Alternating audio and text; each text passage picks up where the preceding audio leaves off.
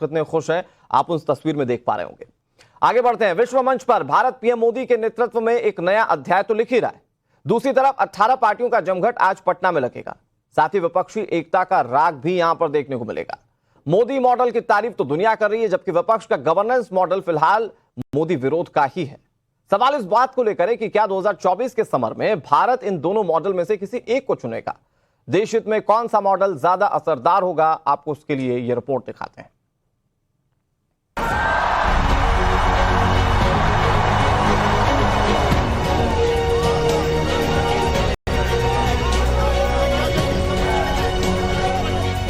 I am a fan of Modi's. America की धरती पर एक संकल्प सम्मोहन बांध रहा है। I was delighted to spend time in the company of a head of state. America की धरती पर एक कन्विक्शन, कमिटमेंट करवट ले रहा है। अमेरिका की धरती पर एक युग उठ रहा है और ऐलान है कि ये युग नव भारत का युग है।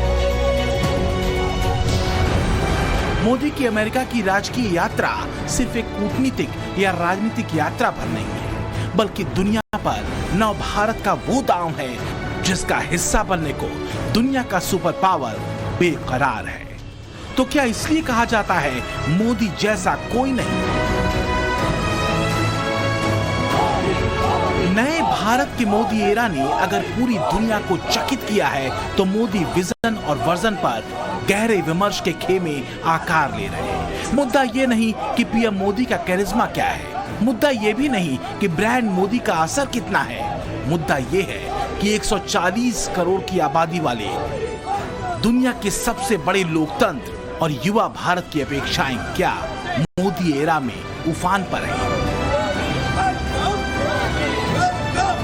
क्या 21वीं सदी का भारत नई शक्ति और सामर्थ्य का नया ध्रुव रच रहा है? जिन 5 मुद्दों पर पीएम मोदी और अमेरिकी राष्ट्रपति जो बाइडेन के बीच बातचीत होगी, उसमें technology, health sector, renewable energy, education, defence और डिजिटल इकोनॉमी के सेक्टर शामिल हैं।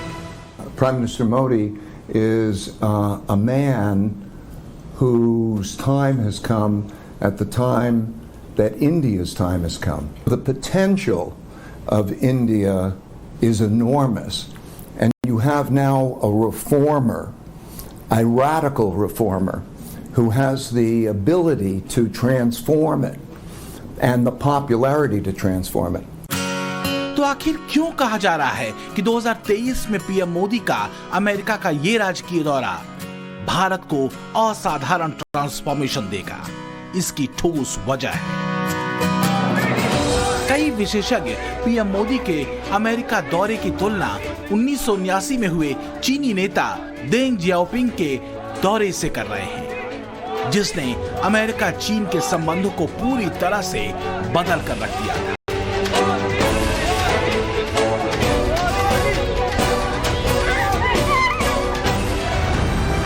जियाओपिंग देंग के अमेरिका दौरे ने पारस्परिक आदान प्रदान और सहयोग के लिए वो दरवाजा खोल दिया जिसने चीनी अर्थव्यवस्था को समृद्धशाली बनाने का काम किया था। तब चीन आज के भारत की तुलना में कहीं नहीं था। आज भारत दुनिया की 5वीं अर्थव्यवस्था होने के साथ ही सबसे युवा ह्यूमन रिसोर्स वाला आत्मनिर्भर देश है, जिसने पिछले 1 दशक में अपनी क्षमताओं और सामर्थ्य की तस्वीर ताल ठोक कर दुनिया को दिखाई है। और सबसे बड़ी बात, नया भारत हर लिहाज से विश्व के लिए विश्वसनीय है। और ये तस्वीर पिछले 1 दशक में मोदी के गवर्नेंस मॉडल के तौर पर दुनिया में उभरी है।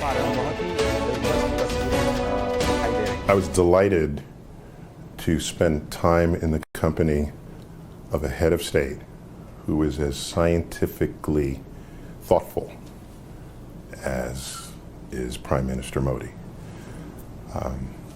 So many leaders of the world, that I think their priorities might be out of balance with what it needs to be going into the 21st century with all of the challenges we have in civilization.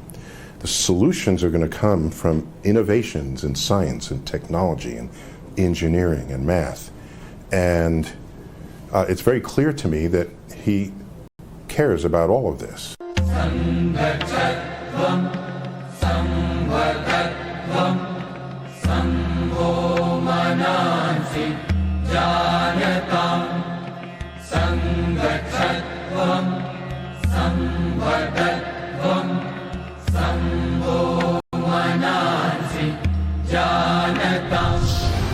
दुनिया के लिए बीते एक दशक में एक सीधा संदेश भारत का रहा है, साथ चलने का, संवाद करने का और शांति और समृद्धि का। मोदी की विदेश नीति भी यही रही है, जिसका जिक्र पीएम मोदी अपनी अमेरिकी यात्रा से पहले वॉल स्ट्रीट जर्नल में कर चुके हैं। मोदी ने कहा, सभी देशों को अंतर्राष्ट्रीय कानून और देशों की संप्रभुता का सम्मान करना चाहिए। विवादों को कूटनीति और संवाद से सुलझाया जाना चाहिए, न कि युद्ध से। कुछ लोग कहते हैं कि हम तटस्थ हैं, लेकिन हम तटस्थ नहीं हैं। हम शांति के पक्ष में हैं। दुनिया को पूरा भरोसा है कि भारत की सर्वोच्च प्राथमिकता शांति है। कोरोना काल से लेकर रूस यूक्रेन युद्ध काल तक मोदी एरा की इस विदेश नीति ने भरोसे की एक स्पष्ट लकीर दुनिया में खींची है। तो क्या गवर्नेंस के इसी मोदी मॉडल ने ग्लोबल लेवल पर भारत के लिए नए रास्ते खोले हैं? और क्या यही वजह है कि दुनिया के टॉप बिजनेस टाइकून भारत में निवेश को लेकर आशान्वित दिखते हैं? I can say he really wants to do the right thing for India. He wants to be open. He wants to be supportive of new companies, and obviously, but at the same time, make sure it accrues to India's advantage, which is, obviously that's the job. I'm saying I am a fan of Modi, so I have to say that.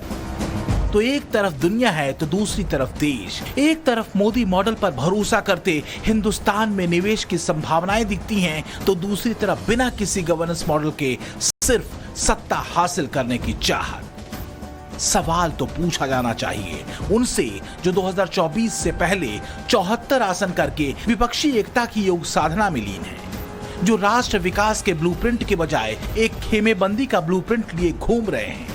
लेकिन सवाल यह है कि विपक्षी भानुमति के पिटारे से क्या पटना बैठक में राष्ट्र के लिए कोई गवर्नेंस मॉडल निकलेगा? एकता के सुर में अभी तो अनेक राग अलग अलग बज रहे हैं, जो उनके पोस्टरों में भी उतर रहे हैं। विपक्षी पार्टियों की बैठक को लेकर पटना में जो तैयारियां हैं वो चल रही है और पटना में जगह जगह चौक चौराहे पर अब पोस्टर्स जो है वो लगाए गए हैं। बड़ी संख्या में तमाम पार्टियों के तरफ से देखिए पोस्टर्स लगाए जा रहे हैं। लेकिन सवाल ये है कि आखिर ये जो विपक्षी पार्टियों की एकता को लेकर ये बैठक है, लेकिन तमाम जो पोस्टर्स आप देखेंगे उसमें एक एक पार्टी अलग अलग तरीके से अपने अपने लिए अपने अपने नेताओं के लिए पोस्टर्स लगाए हैं। आप देखिए यहाँ पर अरविंद केजरीवाल का ये पोस्टर है। अरविंद केजरीवाल को यहाँ पर देश के लाल के तौर पर दिखाया गया है। यहाँ लिखा गया है देश के लाल अरविंद केजरीवाल का बिहार में स्वागत है। इसी तरह कांग्रेस का जो पोस्टर है आप देखिए उस बगल में ही है, वहाँ पर आप देखिए किसी दूसरे नेताओं की तस्वीर इस पोस्टर पर नहीं है। जो भी नेता है वो कांग्रेस के नेता है। एकता के राग को ताना गया है, लेकिन हकीकत यह है कि जितनी पार्टियां मोदी के खिलाफ एक मंच पर आने को बेचैन हैं, उनका अपना कोई गवर्नेंस मॉडल नहीं है, न ही कोई चमकता रिपोर्ट कार्ड। इसमें ममता बनर्जी हैं जो चुनावी हिंसा की वजह से सुर्खियों में हैं, नीतीश तेजस्वी हैं जिनके बिहार में कानून व्यवस्था को लेकर सवाल है, अखिलेश यादव हैं जो विधानसभा चुनाव और निकाय चुनाव तक में नकारे जा चुके हैं, और अरविंद केजरीवाल हैं जिनके कई मंत्री भ्रष्टाचार के आरोपों में जेल में हैं और खुद केजरीवाल शीश महल के मुद्दों पर घिरे हैं। दिल्ली के सीएम अरविंद केजरीवाल तो पटना में होने वाली विपक्षी एकता की बैठक का मुद्दा भी तय कर चुके हैं, और ऐसा लगता है जैसे गठबंधन में आने की केजरीवाल की ये शर्त है। इस कांग्रेस से मैं उम्मीद करता हूं सारी पार्टियां पूछेंगी उस मीटिंग में, भाई आप अपना स्टैंड बताइए, और मैं समझता हूं कि सबसे पहला उस मीटिंग का सबसे पहला एजेंडा होगा अध्यादेश। चलिए, अगर उनके बाकी नेता या बाकी पार्टियां इसको मान्य करेंगी तो पता लग जाएगा, क्योंकि जितना मेरे को समझ में आ रहा है कि नीतीश कुमार ने ही मना कर दिया कि ये जो मीटिंग है ये ऑर्डिनेंस को लेकर नहीं है, ये पार्टियों के गठजोड़ को लेकर है। परंतु क्योंकि केजरीवाल साहब के लिए यही सबसे बड़ा इशू है और उनको लगता है कि सब पार्टियों को इनके साथ इसी इशू पे जोड़ लेंगे, मुझे अभी तक ऐसा कोई सूचक नहीं दिख रहा जिसमें कांग्रेस पार्टी भी इनका इशू पे साथ दे रही हो। सच यह है कि विपक्षी एकता की जीत का फार्मूला जातिवादी और वोट बैंक वाली राजनीति है, जिसे लेकर एंटी मोदी लॉबी को लगता है वो 24 में मोदी को शिकस्त दे सकती है। बाकायदा पोस्टर पर दिए संकेतों से ये संवाद रचा गया है। सबसे बड़ा मैसेज जो देने की कोशिश इस पोस्टर के जरिए हुई है वो ये है कि यहाँ पर एक भगवान राम की तस्वीर आपको दिख रही होगी। भगवान राम की तस्वीर इस पोस्टर पर लगाया गया है और 1990 और 2024 लिखा गया है, यानी कि जो 1990 में आडवाणी की रथ यात्रा रोकी गई थी, उसके बाद अब 2024 में नरेंद्र मोदी का जो विजय रथ है उसे रोकने की बात लगातार विपक्ष के तरफ से कही जा रही है। उसी को लेकर उन्हीं चीज़ों पर ये जो विपक्षी एकता की बैठक है वो होनी है। लेकिन इस सब के बाद भी सवाल विपक्षी एकता को लेकर है, क्योंकि मुद्दा गवर्नेंस का है। और क्या सिर्फ मोदी को हटाने के एजेंडे में खड़ा हुआ कोई मोर्चा देश हित के किसी मॉडल का काउंटर हो सकता है? और सबसे बड़ा सवाल यह है कि विपक्षी दलों की तरफ से प्रधानमंत्री पद का चेहरा होगा कौन, जिसका गवर्नेंस मॉडल ब्रांड मोदी को रिप्लेस करेगा? क्या वो भारत के लोकतंत्र को खतरे में बताने वाले राहुल गांधी होंगे, या सिर्फ मोदी विरोध की घुट्टी पीकर घुले जा रहे नीतीश कुमार, या बंगाल की ममता दीदी, या फिर करप्शन पर कसे शिकंजे से चिढ़े केजरीवाल? हालांकि नीतीश कुमार भरे मन से ही सही, लेकिन अपना नाम इस दौर से बाहर निकाल चुके हैं। लेकिन चुनावी रणनीतिकार प्रशांत किशोर के सवाल दूसरे हैं। एक बात तो तय है, वो नीतीश जी ने अपने बयान में भी स्वीकार कर लिया कि नीतीश कुमार के चेहरे पर और तीर छाप के बटन पर, उस पर तो कोई चुनाव जीतने वाला नहीं। वो तो दल बचेगा ही नहीं। इसलिए नहीं बचेगा कि नीतीश कुमार ने स्वयं भी मान लिया कि भाई हमारे चेहरे पे तो अब एक वोट मिलने वाला है नहीं। तो जिस चेहरे पर वो चुनाव लड़ना चाहते हैं उस चेहरे को और आगे उनको देना चाहिए, उनको जिम्मेवारी देनी चाहिए, ताकि वो जिम्मेवारी पे जनता उनको देख पाए कि तेजस्वी यादव में कितनी प्रतिभा है, कितनी क्षमता है, कितना बढ़िया वो सरकार को चला पाते हैं।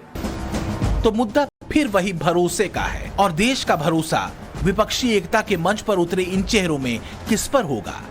इधर जीतन राम मांझी भी पाला बदलकर एनडीए खेमे में एंट्री कर चुके हैं। 24 के समर में वो बीजेपी के साथ बिगुल फूंकेंगे।